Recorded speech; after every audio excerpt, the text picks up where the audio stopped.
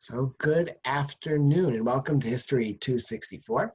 I'm Zev Elif, Associate Professor of Jewish History at Touro College and Provost of Hebrew Theological College.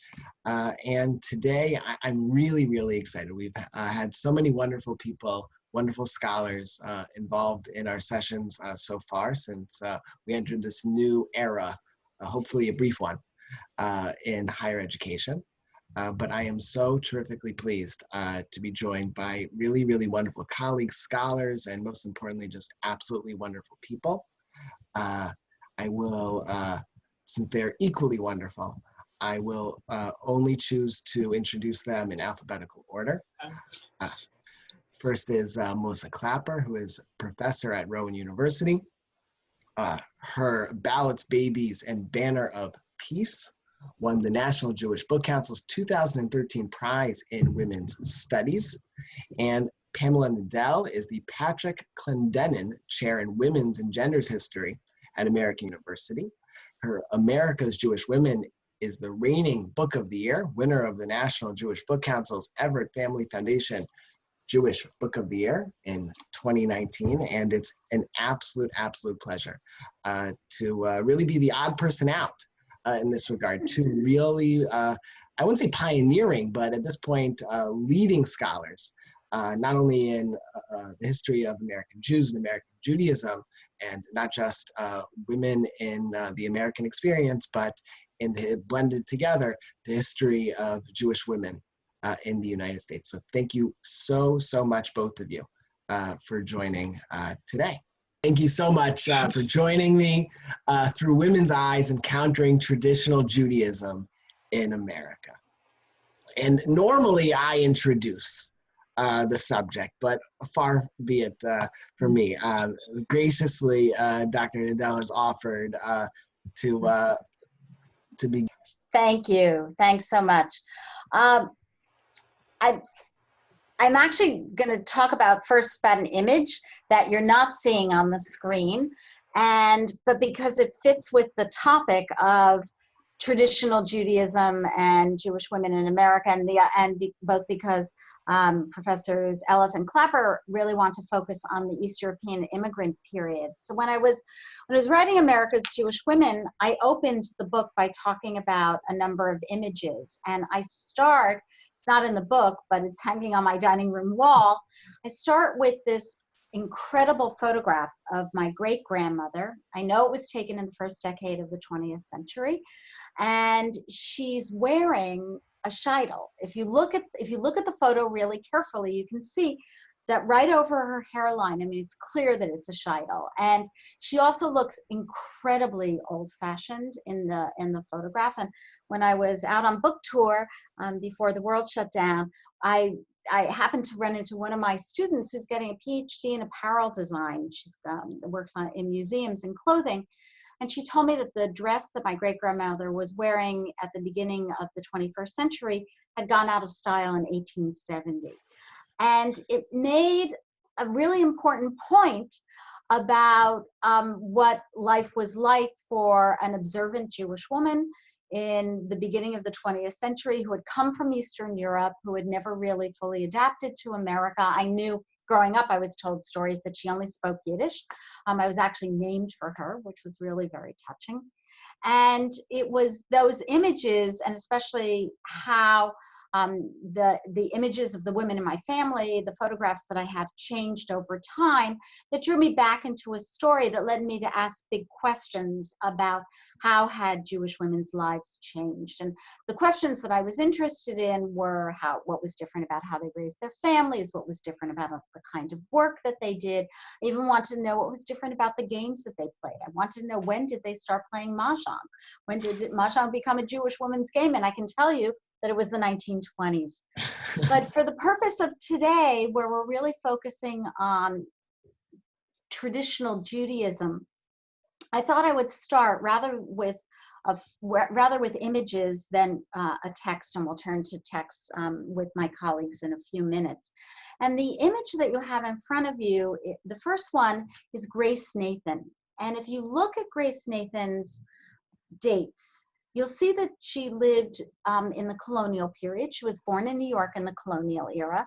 and she died in 1831. And when I think about Grace Nathan, and I think about what I know about American history, I realize she lived through the Revolution, she lived through the Declaration of Independence, she lived through the Constitution, she lived through the War of 1812.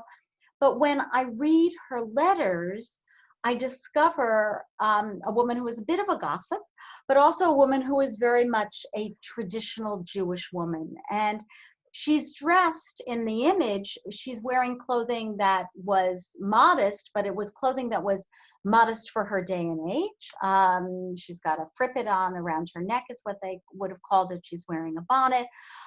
Clearly she was a very well-to-do woman because she could afford to have her portrait painted.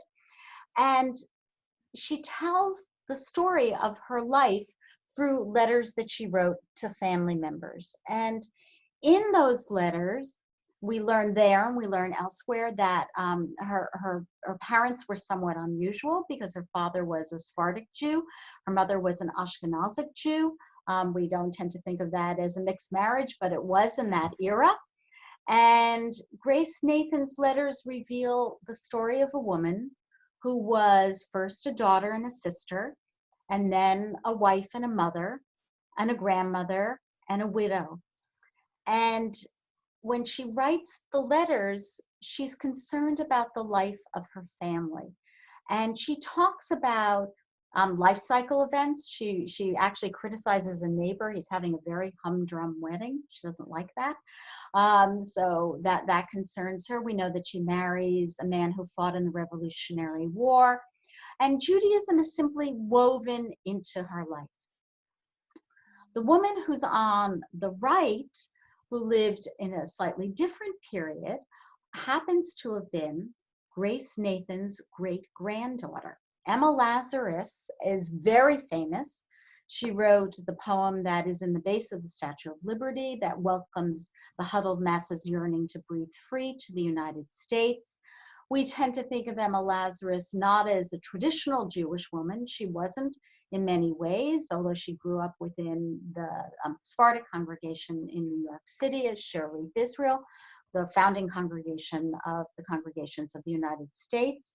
Unlike her great-grandmother, she never married, she never had a child, but she does stand up for the Jewish people in some really striking ways. And what stuns me about both of them is that they were mavericks among Jewish women. And Emma Lazarus won't surprise us about that, but Grace Nathan might. So let me tell you what I mean by that.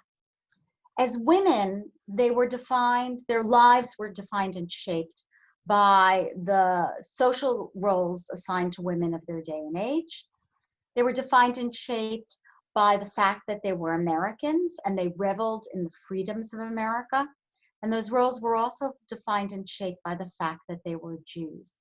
And Emma Lazarus imagines in a poem called In Exile, she imagines her ancestors who had been expelled from Spain, trudging out of Spain. And then she writes as an American, celebrating the fact that they came to a country that gave them the opportunity to live under Moses's law.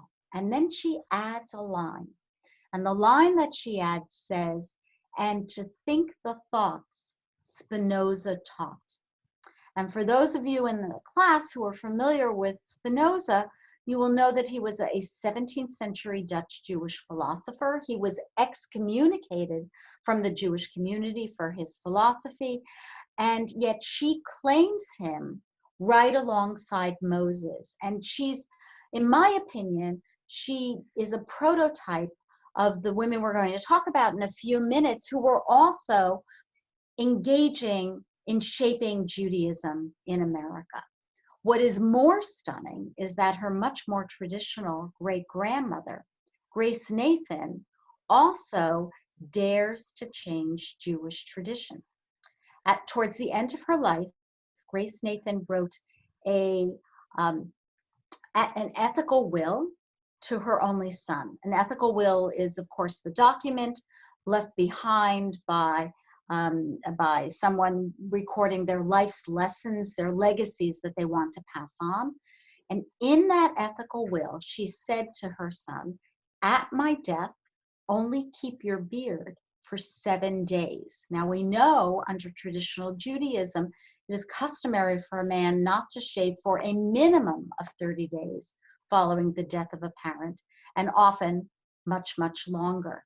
She was changing Jewish tradition. And this seems to me a really fitting place to start this conversation, because Jewish women, from the moment they come to America, are engaged in the process of shaping Judaism in this new world. Yeah, it's a great. So even before we get to maybe the next slide, Melissa, if you have anything, Pam prompted us quite well. I was just going to add on to what Pam just said, that I agree with that. The through line for American Jewish women's history, whether you're talking about people who are more traditionally observant or not, that through line is an attempt to balance at least 3 elements of identity: American, Jewish, and female or women. What is more important to any given person might shift over time and in her own life cycle, and where she is kind of geographically and culturally. But that attempt to try to figure out what it means to be an American Jewish woman is something that you see as far back, at least, as Grace Nathan and as contemporary as any of us today.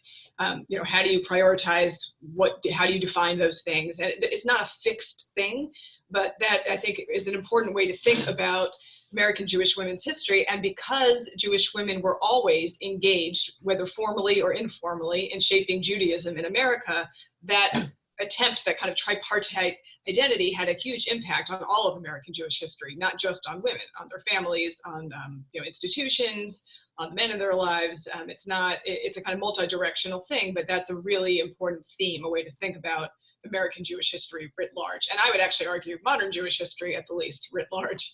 Right, I agree. Yeah. It's interesting is then not just with the responsibility of shaping, but also with curating and whatever this means, preserving American Judaism. I'm thinking about Kaufman Kohler and Isaac Mayer Wise at the end of the 19th century, 2 major rabbinic leaders who basically throw up their arms in disbelief, saying, we're never going to get men back to the synagogue. It's up to the women. Women, be like Queen Esther and save your people, save your men.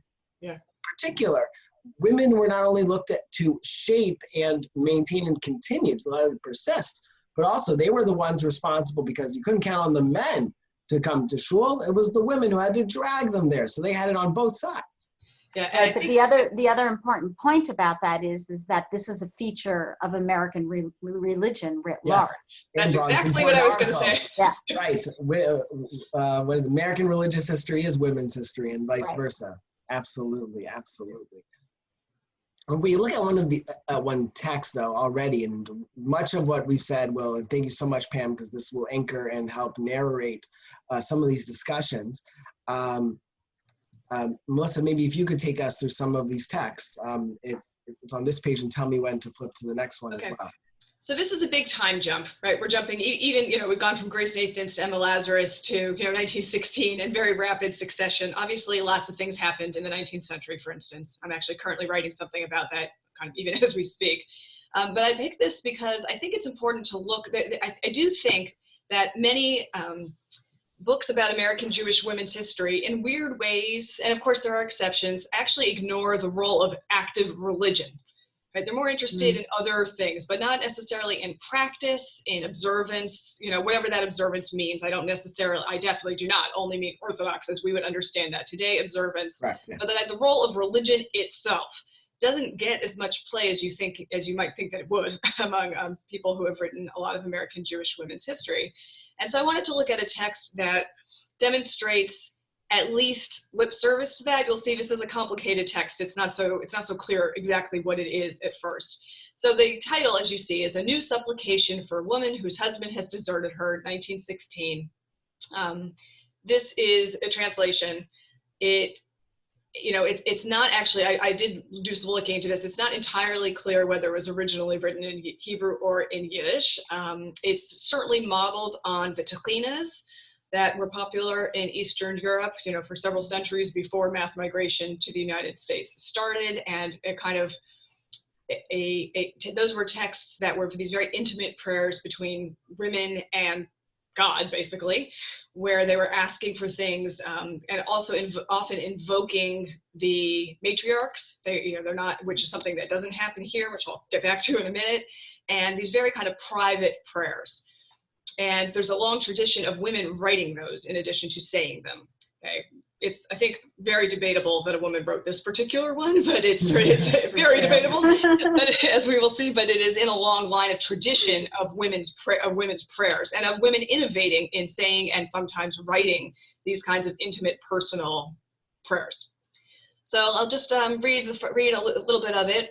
So, God of mercy, you who dwells in the high places, merciful Father who dwells in the heavens, whose eyes are always open and who takes care of all your creatures, and particularly so of all human beings who have been created in your image. Pay attention also to me, your servant, and see my suffering. Help me, dear God, in my need, and do not turn away your love from me, even as you do not deny your love to all your creatures, and even as you show mercy to all whom you have created. Your pity extends to all whom you have created. Have pity also on me. Accept my prayer and answer me when I call upon you. That's all very nice and very generic, right? That could be about anything. It could be anybody talking.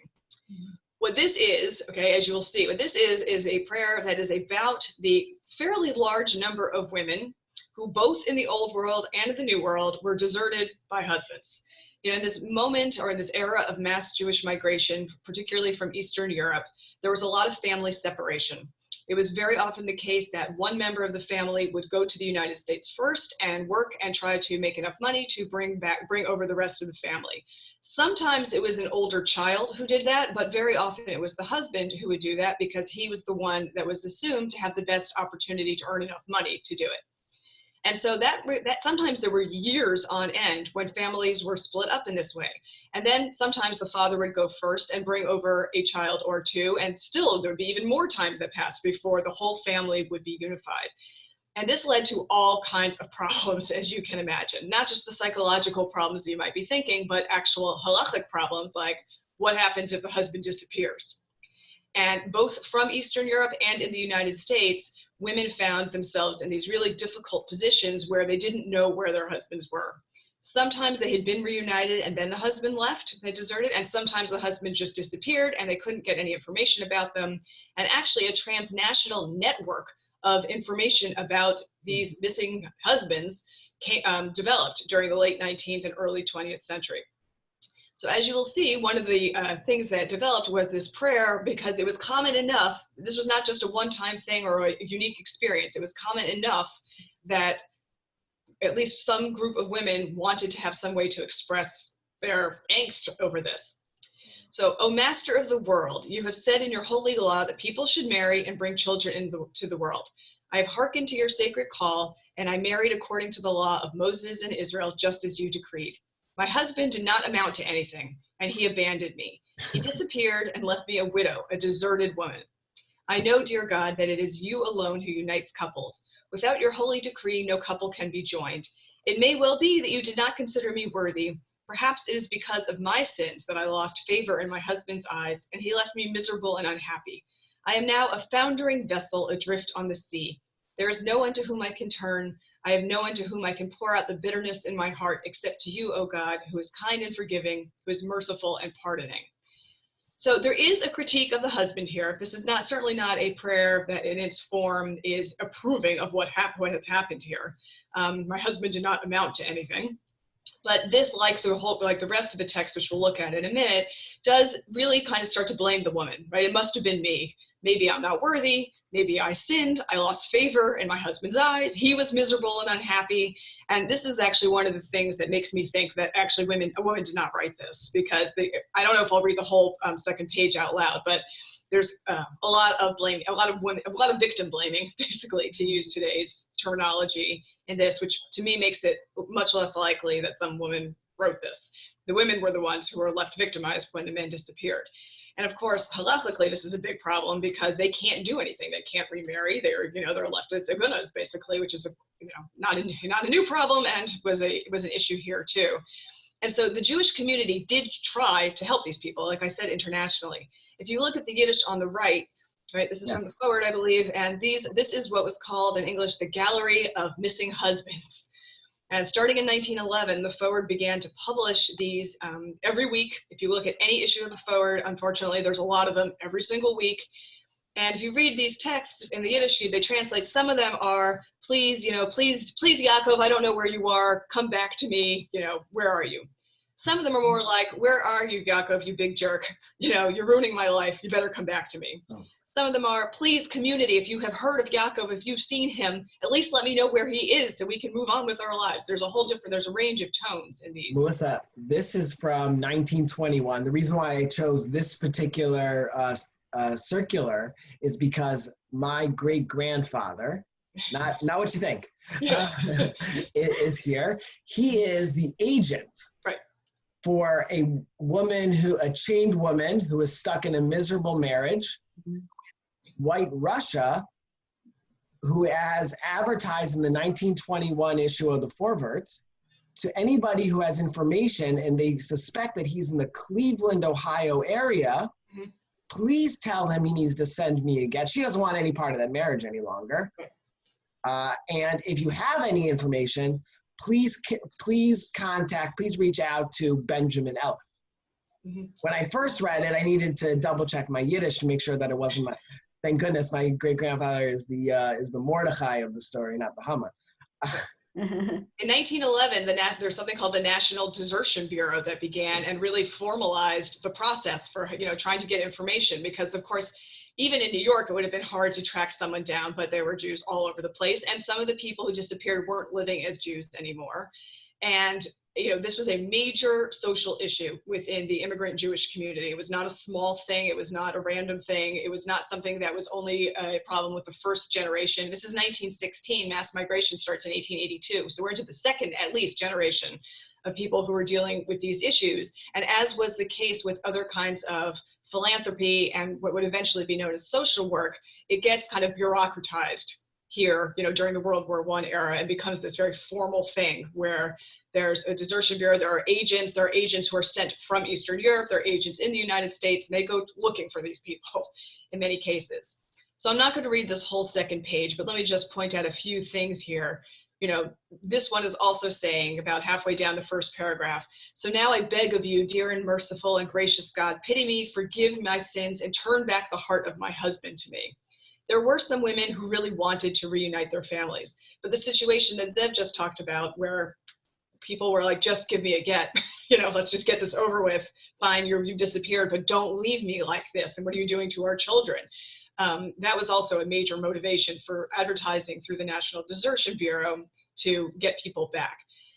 So, there's a quote from the Torah in here, from the beginning of Bereshit, where you've got, Adam and Chava coming together for the first time. May there only be peace and quiet between us as long as we live. There's some ambivalence in the way this Techlina is written about what this woman wants, but what she really wants is kind of what we would now call closure, right? Where is this person? Are we going to be living together? What's our family situation going to be?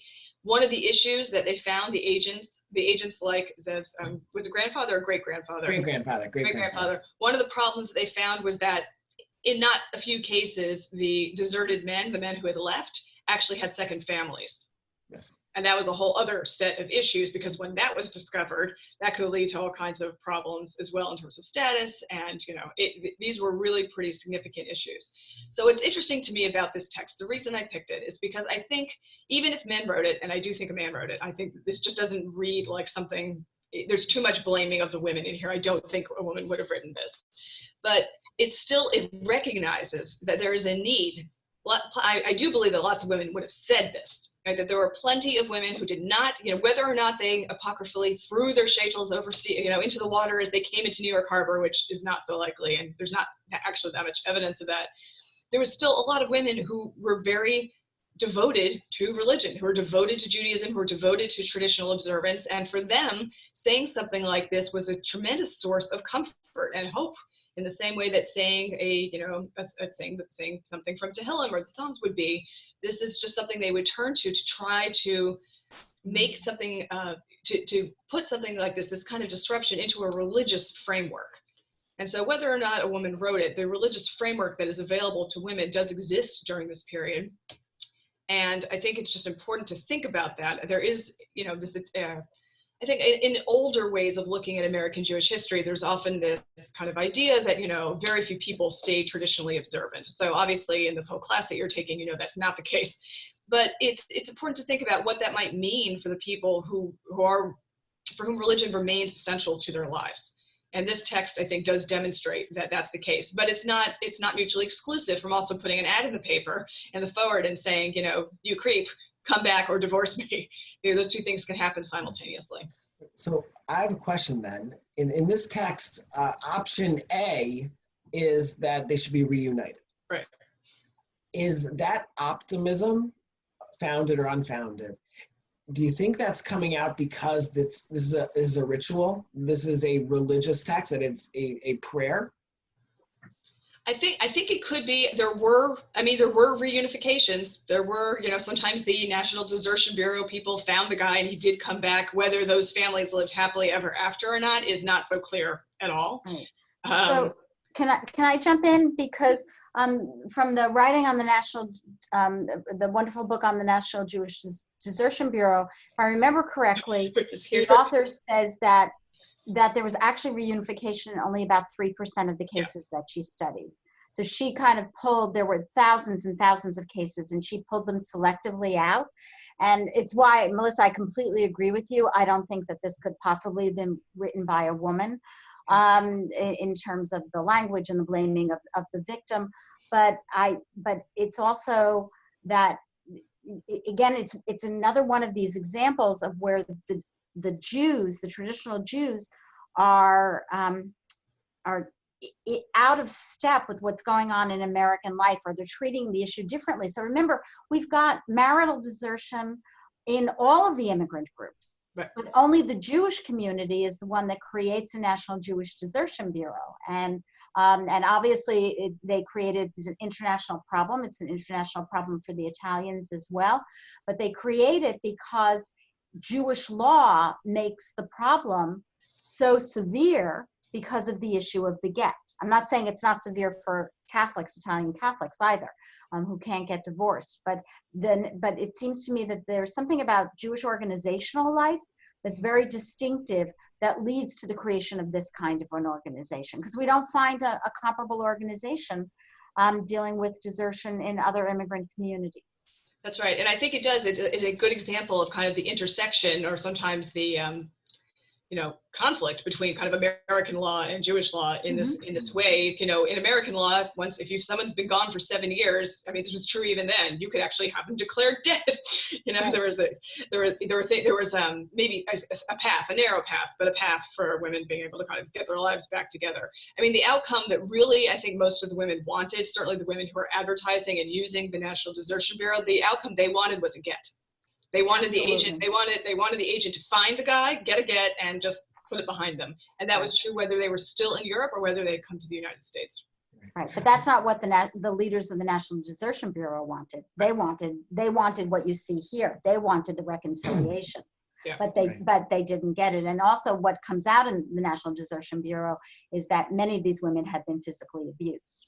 Right. What's interesting is that when we talk about nomenclature and religious identity, many rabbis who are willing to reconsider the halakha and see, is there any way within traditional sources to somehow remove the women from this plight, these men were called modern Orthodox rabbis, meaning they were rabbis who took it upon themselves to Americanize the sensibilities of Jewish law. And I think it's actually important that this was a big enough issue that there were a bunch of responsa about this. It was something that rabbis across the spectrum dealt with, but again, both in Europe and in the United States. It was not a small thing, and it really required thinking hard about issues that are still unresolved in some ways. It's just, this is a very difficult set of issues around aguna and get, and that are not fixed. So a woman certainly wrote the next text. Yes. Anzia Yezerska publishes, I think it wasn't her first. It's not her first novel. Not her first, I know. But maybe one of her more well-known is Bread Givers. And it's the one that is a very it's a thinly veiled autobiography of her immigrant experience of acculturating to America, and not husband and wife, but in this passage, it is her relationship, or really it's her father's relationship with himself. In many ways, is this text, and so I chose this text, and in this very beginning, you can see in the citation, it's begins on page 8 of this text, of this book, of this novel, and here. Make sure we can see her. I'm sorry. 1 second. Let me just minimize us. So I'll read a little bit of this text. First, the scene is that the family, the 2 daughters and the mother and father, are sitting down to dinner. They're about to, they're trying to clean up, but the American adage, a place for everything and everything in its place, it was no good for us. All of the teachings they had learned from their, probably their Italian public school teachers, it didn't apply in their parents' home. There were, in this case, in Jezierska's little tenement, it was because father had too many books. As the kitchen was packed with furniture, so the front room was packed with father's books. They were on the shelf, on the table, on the windowsill, and in the soapboxes lined up against the wall. When we came to America, instead of taking along feather beds, and some of our, and the brass pots and pans, like other people's, most people had sense, father made us carry his books. When mother begged only to take along her pot for gefilte fish, you see his very feminized role of what the mother's role was, and the feather beds that were handed down from her grandmother, I think that's very important, for her wedding presents, father wouldn't let her. And this is a terrific dialogue over here. Woman, father said, laughing into her eyes, was villainous. What for will you need old feather beds? Don't you know it's always summer in America? Steven Spielberg had a movie, a cartoon called American Tail. There are no cats in America, right? Streets are paved with cheese. Exactly. And for him, it was paved with Torah, that he was going to be, before Rabbi Moshe Feinstein, he was going to be Rabbi Moshe Feinstein. And in the new golden country where milk and honey, so not cheese, but milk and honey, that's more biblical, flows free in the streets, you'll have new golden dishes to cook in and not weigh yourself down with your old pots and pans. But my books, my holy books always were and always will be the light of the world. You'll see yet how all America will come to my feet to learn. No one was allowed to put their things in father's room anymore than they were allowed to use the sister Masha's hanger. In just one more selection in the same passage almost. Of course, we all knew that if God had given mother a son, father would have permitted a man-child to share with him his best room in the house. A boy could say prayer, the Kaddish, after his father's death. That kept the father's soul alive forever. Always father was throwing up to mother that she had borne him, no sons, to be an honor to his days and to say prayers for him when he died. The prayers of his daughters didn't count because God didn't listen to women. Heaven and the next world were only for men. Women could get into heaven because they were wives and daughters of men. Women had no brains for the study of God's Torah, but they could be servants of men who studied Torah. Only if they cooked for the men and washed for the men and didn't nag or curse the men out in their homes, only if they let the men study the Torah in peace, then maybe they could push themselves into heaven with the men to wait on them there. So there's a lot happening in this text. I tried to read it with the drama that Jezierska was intending. Well, I would like to say a couple of things about this. One is that Jezierska, Jezierska actually, it is, of course, autobiographical in some ways, but she actually had brothers. And, this is there's a lot of questions to ask about what, the hostility that she shows towards Judaism. But I will tell you, I teach this book. I actually loathe this book. I can't stand it. And I teach it regularly anyway, not in a Jewish history class, in the class that I teach that covers the US between the two world wars, because it is the only novel written by an immigrant woman from the 1920s. Literally, that's it. There is no other option. I teach it, but I'm teaching non-Jewish students primarily, and even the Jewish students don't know a lot about their own history. I'm teaching a public university and without a big Jewish population. And I have to do damage control out of this passage in particular, because the students read this and then think that's what Judaism is. And they think, oh, Judaism doesn't have any space for, any space at all for women, that women can only get to heaven, through serving men. I mean, all this, it requires some damage, what I'm going to call damage control in this setting to teach this book. And it's a very powerful indictment of many of the gender issues that are in traditional structures of Judaism. But it is also important to point out that a lot of what she says here, and this comes up later in the book as well, is that the narrator, who's the thinly veiled, little Anja, her name is Sarah in the book, she's very smart, and she has intellectual capacities. And that eventually will lead her to have some connection to her father. But the fact that she can't use those in a Jewish setting is one of the drivers of all the conflict in the book. He can't stand the fact that she's so smart, but not a boy. It really, that's the way their family kind of functions. And so I just think it's interesting to think about, this is her version. And there is a question, and scholars have questions about this. Did Jezierska really believe that this is what Judaism was? It's possible. She had very little formal Jewish education, and she certainly did have a father who was not interested in his daughters. That we know. Or is she using the structure of this narrative, of this fictionalized narrative, to kind of damn Judaism in a way that she knew was going to reach a wide audience? We don't know the answer to that, but it's worth thinking about. Right, and I would add a couple of things to that. First of all, that was fabulous, and Zev, your reading of this passage. I used to teach this. I have not taught it for a long time, for some of the reasons I think Professor Klapper was saying. I would point out a couple of things. First of all, by the time she writes this, she's already gone to Hollywood, right? I've got the timing right. Yes. Yeah. Yes. So she's come back. So her early collections are short stories related, kind of short story novels.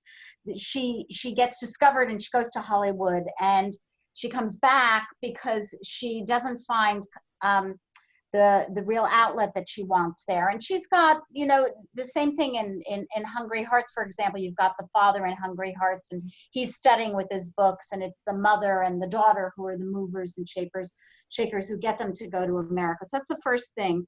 Second thing is, it's 1925, and there's a lot of conversation going on in American life that Jezierska knows about, which is about women's rights. So the question is, back to the question Professor Klapper was asking, is she condemning Judaism in the midst of that conversation? Is that how influenced by the particular moment in time that she's living in? And then the last thing that I would say is what I think is really important to remember is that this work had essentially disappeared from our understanding of the canon of American literature and was rediscovered by Alice Kessler Harris, a very important historian, one Professor Klapper studied with, and it was her rediscovery of this novel, in part over at the moment where the feminist movement is just getting launched, that propelled it forward so much that we're reading it essentially. She must have rediscovered it in the 70s, right? 70s, yeah. So we're reading it, almost 50 years later. But it does touch on something. So if I just read to you from, and I'll thank Leslie Ginsburg Klein for sharing this source with me, from a Beis Yaakov yearbook in the 1960s. It's written by the school's principal, Vishna Kaplan, who is probably the leading American, she's not American, but she's in America. She is the leading student of Sarah Schneer here. And she writes in a yearbook note, "Dear children, I hope that in the years that you spent in Beis Yaakov, so an ultra-Orthodox high school, you learned the hashkafa that a woman can receive her share in Torah only through encouraging and strengthening her husband toward learning." So discover, meaning that here the author is, she's hitting a nerve on what is the role of the woman, the wife, the mother, the daughter in facilitating Orthodox Jewish life. Here, she's not the one reciting the prayer, but she is enabling, well, actually, she's the one who can't recite the prayer. But here you have somebody who is, whether this is a fiction, whether it's not, it's touching on a really important point on the religious role. In another community, that is a role that fit for a queen to facilitate on behalf of the king. The other thing that's interesting about that, I mean, this source from the Beis Yaakov yearbook is that, this is also drawn from Dr. Leslie Ginsburg-Klein's research. She finds that there's actually more stuff like that once feminism starts to, I'm going to use the word, infiltrate into the inter-American Jewish life. There's a kind of reaction to it within the precincts of Beis Yaakov and more traditional observance who are like, wait a second, we better reassert the most extreme kind of version of that, all that a woman is good for. And actually, if you look at Beis Yaakov yearbooks from a little bit earlier, they don't make statements like that. And in fact, the whole Beis Yaakov movement, the idea of sustained, systemic, in depth, maybe not everything, they're not learning Gemara in those schools, still don't, but they learn more in those schools than the average Tevye would have in Eastern Europe.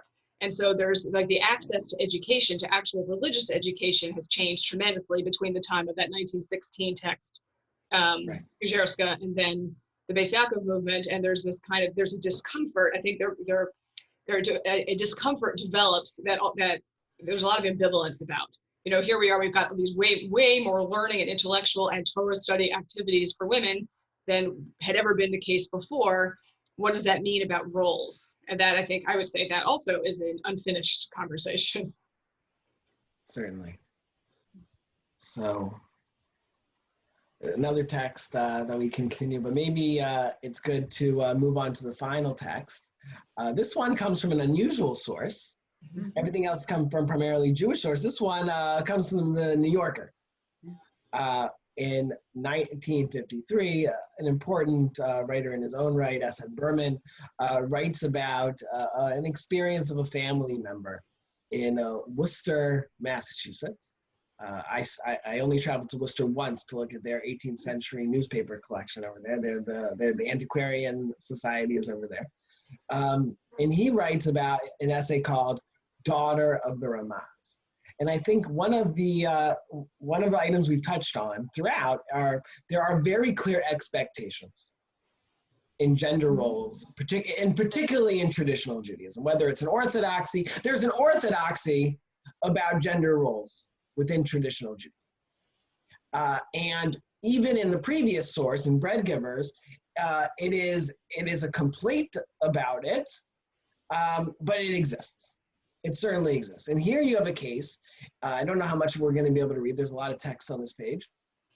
But here you have a case of no less than the crown princess of American Orthodox Judaism, the daughter of the dean. Really, I'm not understating at all. The Ramaz, Rabbi Zvul Margolis, is the dean of the American Orthodox Rabbinate. He's the head of the Agudas HaRabbanim. He's at the time that this is recalled in the 1890s. He's in Boston. He'll eventually, not very soon after this, will move to Yonkers on the east side and be the rabbi of KJ of Kiryat Jeshurun. His other daughter, I believe, will marry Rabbi Joseph Lookstein. He is therefore the grandfather of Rabbi Haskell Lookstein. And this is the royalty of the Orthodox Rabbinate. And because it's the royalty that Uncle Harry, Berman's uncle, has fallen into this absolute serendipitous state of, again, of absolute, he's a prince. He's now a prince in the royal family. Everybody's treating him differently because he has married the daughter of the Ramaz, but she's honoring certain areas of traditional halacha of Jewish law in the breach in this text. So on this page, for everybody can read it, is that he talks about this wonderful experience. It was like being related to Rashi. It was like being related to Maimonides. But here you have somebody, maybe we'll go to this text immediately here, about Providence Street. And one item maybe that even before we get to this text, and just to bring it to both of you, is the role of lived religion in this case. The role of men and women on the street doing Jewish life, not necessarily in the synagogue. And certain roles in that way, certain expectations. And of course, the role of the street. Every town in the late 19th, early 20th century, here in Chicago, for example, it was Maxwell Street. There were all sorts of Lombard Street in Baltimore, I'm thinking about. Every town has their street. And that's where you would do Jewish. And so I'll turn it to both of you is, what did, in terms of doing Jewish outside of the synagogue, where there were in traditional spaces, there was a mechitza. How did gender, through women's eyes, what did that look like? Well, I can start. I mean, the first thing is in terms of their shopping. So you have to, I mean, if you're talking about traditional Jewish women, and even for a long time, not necessarily such traditional Jewish women, but remember, they weren't shopping in grocery stores. They were shopping in a series of mom and pop shops, which would have included obviously the kosher butcher and the kosher bakery, and that was their world. And the kind of delicatessen where they took their kids for a hot dog in the interwar years. I mean, it was. They were living, I mean, I don't know this particular community, but when you mention Lombard Street, or I'm thinking of, parts of the Bronx, parts of Brooklyn, these were intensely Jewish neighborhoods. So I think that when they were out in the street, part of the reason they were out in the street was because of what they were engaged in consumption and how they were taking care of their families. Melissa? Yeah, I think another reason they might have been, quote, out in the street, and they were sometimes accused of being out of the street, was that Jewish women's organizational life was really taking off. It wasn't new. There had been Jewish women's organizational life at least since the 1830s and Rebecca Gratz in Philadelphia. But this moment, right, which is a moment of really of expanding opportunity for women in America in general, okay, had an impact on the Jewish community, both the established Jewish community that had been around for a couple of generations by the 1890s, and also the new immigrants who were coming in, many of whom were used to having a public role in Eastern Europe, where they were the ones out in the marketplace and the ones who were the economic drivers of the family, and sometimes the political, sometimes already politically involved. So this is a moment when in America in general, women were gaining much more of a public role. And it was true for Jewish women as well. In 1893, it just happens to be, right, it's the same year the National Council of the Jewish Women was organized. There's a movement within synagogues to have what initially were kind of called sisterhoods of personal service. You didn't see that as much in Orthodox synagogues, or traditional, I should say, this period, synagogues, but it's still there, right? The impulse to organize and not just to have everything done on an individual level is another way in which women are, quote, out on the street, right? They're not just at home, and they don't only leave home to participate in these consumption practices that are necessary to live Jewish. They're also involved in organized Jewish communal life. And that also was not without controversy. And one of the ways to square the circle was to say, as all American women who were involved like this did, was that they were just taking their private roles at home and moving them beyond the threshold of their own doors. Okay, it's my job to take care of sick people at home. Well, then I can go into medicine. It's my job to keep the home clean. Well, then women should be in charge of dealing with sanitation facilities in cities like Worcester. Worcester actually had the women's club that developed the sanitary plans for the city as they were putting in a sewer system, as they did in Chicago as well. Right? There's ways to what was called municipal housekeeping, the idea that you take what you do at home and you take it out into the city. You take it out where you live. And that was not without controversy, and Jewish women were, very involved in a lot of that kind of activity. So there's criticism for it, as you can see here, and who are you mixing with? But it's also this is a way in which Jewish women's actions were reflecting larger changes in American women's activities. And maybe the optimal sentence here is about 60% of the way down on Providence Street. That was the the street that we're talking about in Worcester, this was not considered proper for a married woman to be flirting.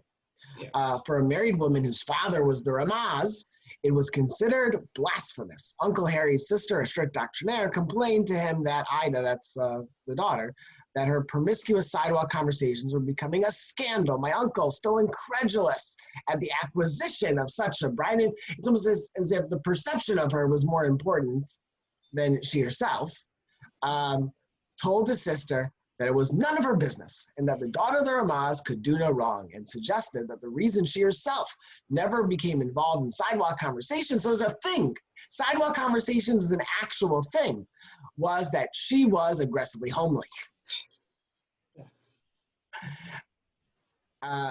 You see in the, right immediately after in the text of this fabulous article, again in the New Yorker, much later, of course, it's important to say is that this is about the 1890s, but it's obviously recorded 60 years later.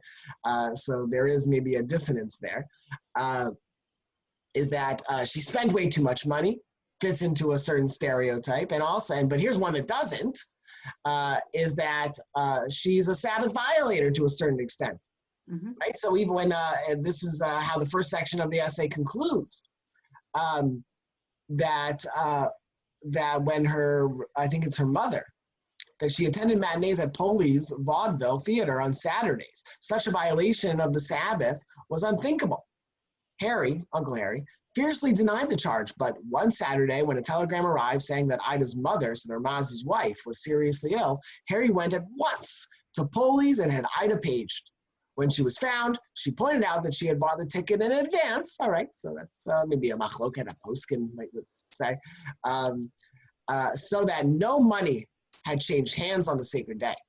I'd always said that she was not a private woman. And then it goes on to her real occupation and preoccupation, which was being a shadchan. So it's an interesting image of a woman who ought to fit into certain stereotypes, who desecrates the Sabbath, and then in the extended essay goes on to explain that she was really obsessed with being a matchmaker, something again that fits into another stereotype of a traditional Jewish woman. And she went so far as even to set up her widower father several times over in matchmaking. And so this really does, I don't know if it was his intention, but that for me, the text really complicates the traditional Jewish woman in the early 20th century. How she is being pulled, fictionally or not, in several different directions, that they are setting up maybe a straw man of America versus tradition, modernity, and traditional Judaism. But what's interesting to me is that it becomes, maybe more so than the Jewish man, it's the Jewish woman. The image of her becomes freighted with so much tension and even contradictions. Yeah. I think it's also important to keep in mind, you know, as of course we all do whenever we look at text, to really think about authorship and time period and this kind of thing. I mean, there's a tone. I laughed when I read this. I think it's funny. But there's this kind of tone. Nobody thinks that Ida's actually promiscuous. The word flirting doesn't even show up on the page. It's just this idea of, you know, what are you doing out there on the street? The fact that she bought a piano was a very, very common thing. It's a way to show culture. It's a marker of culture. You know, Jewish girls, like the daughters of other immigrants who are kind of making it, were marched off, well, I was going to say marched off to piano lessons, but sometimes it was brought into their houses. That was a sign. If a family could afford, even on credit, to have a piano or even have a room to put a piano, that was a sign of pretty serious, you know, social mobility. And then this issue about, you know, it just this account so many years later does raise some questions, like, okay, so they had to page her at the theater, but who sent that telegram to begin with on Saturday? Like, there's details about this. Right. You know, yeah, and who's tearing the telegram open, right? Yeah, it's a little like there's details I think are a little like, this happened 50 years ago. It's all hearsay. I don't know. Yeah. You know, it's interesting. What jumps out at me is about the question about the Sabbath. because there's also, in the period in the 1890s, Rosa Sonnenschein creates the first English language magazine, The American Jewess. And earlier, before she got divorced from her Reform rabbi husband, Rosa Sonnenschein is also going to the theater on Friday nights, and she's getting, in the community, there's gossip about it. You know, like, is that what a rabbi's wife is supposed to be doing, going to the theater on Friday nights? So we're beginning to see here in this passage the poles of America, and the tension between America and the Sabbath. That comes up even in the early National Council of Jewish Women. There was kind of a competition about who was going to be the first president of the National Council of Jewish Women. And basically the two contenders were Hannah Greenebaum Solomon from Chicago, a proud member of Temple Sinai, which famously had its Sabbath on Sundays.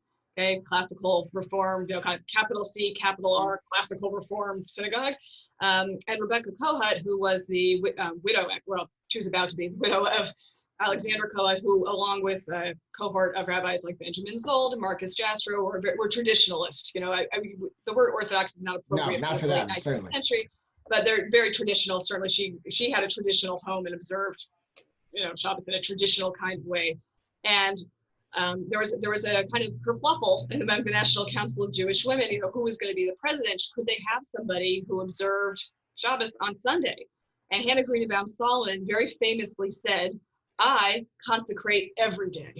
That was her response, which was a winning response, and she did end up being kind of elected. She and Rebecca Kohat got along fine on a personal level. It wasn't an argument between the two of them. But here's this big national Jewish women's organization that has somebody who is not at all traditional, but yet feels herself to be traditionally bound to Judaism and to doing good in the world, as Jewish women should do and always have done as a leader. So even the definition of what tradition is in play and in question at the late 19th, early 20th century. Good point. Wow, that's a really good point. And maybe it really does betoken so much of what we suggested, is that fiction, nonfiction, perception projected decades later, it's the woman in American Judaism who is really intended and expected to curate and to steward and shape, to use Pam's word, to use Dr. Nadell's word at the very beginning, at the outset of our conversation, really shape the contours of American Judaism, and with all of its complexities therein. So I think a good place to stop. I can't thank you both enough. This was absolutely lovely. And thanks to everybody else for joining. Hope, I'm sure I speak for everybody. I learned a ton. Thank you both so much. My pleasure. Our pleasure. Great seeing everybody. Yes, you too. Take care. Stay safe. Thanks. Take care. Yeah, be well.